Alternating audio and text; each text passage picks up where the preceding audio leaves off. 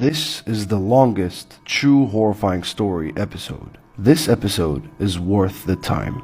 The story took place in Nador, Morocco in the year 2015. The story was submitted by Ilyas. Back in 2015, Ilyas was an 18-year-old Moroccan Muslim that lived in Norway. One night, Ilyas was back in Morocco visiting family, and he stayed up late watching a movie at home till 3 in the morning. The living room was very warm, so he got up to open the window for fresh air. As he was at the window, being at the 4th floor in that building, he looks down, and the street was dark and empty, but there was one man wearing black from head to toe with a hood covering his face. He wasn't sure why that man was outside at that time. He looked away, but then peeked one last time out of curiosity. When he looked at him again, the man had his hands on a building's wall. He was strangely just feeling the wall, and out of nowhere, the man vanishes through that wall. He rubbed his eyes in disbelief after what he just witnessed. Ilyas swears that there was no door in that spot.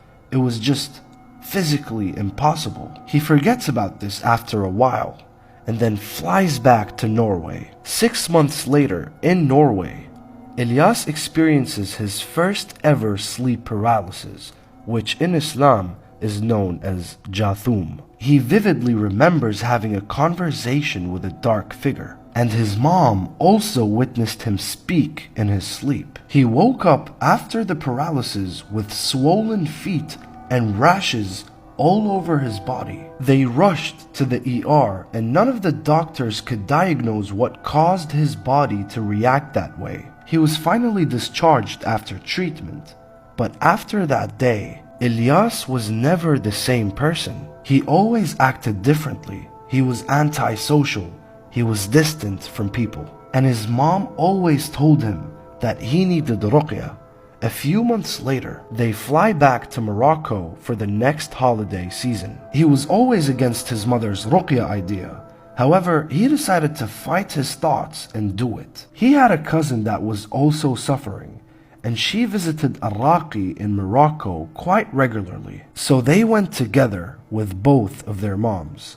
When they reached, they sat down and waited for their session. Ilyas could hear the raqi in the other room, and he felt extremely uneasy and started to sweat. The Quran recitation, the ruqya, the sounds, made him not even want to look at that direction. He was angry. He went outside for a moment to gain back his senses until their turn finally reached. The raqi called them in and started. Ilyas's cousin immediately started reacting horribly when the Quran started. She was screaming so loud. Ilyas started losing senses throughout his entire body. He was sweating, he was unable to move, and he was shouting from fear. He does pray, and he does read Quran, but he was so confused as to why he was screaming. He felt like he was being tortured.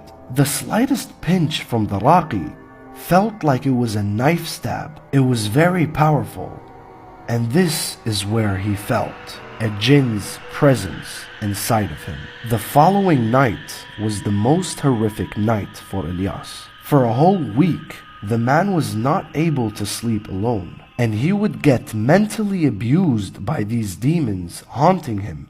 Weeks go by. Ilyas started getting demonic thoughts of harming his own family. He hated everyone. When he would look at his own sister, her face would seem distorted to him. He knows these beings are playing with his head. His whole life turned upside down. He would regularly think of harming his own family, but luckily, he never did.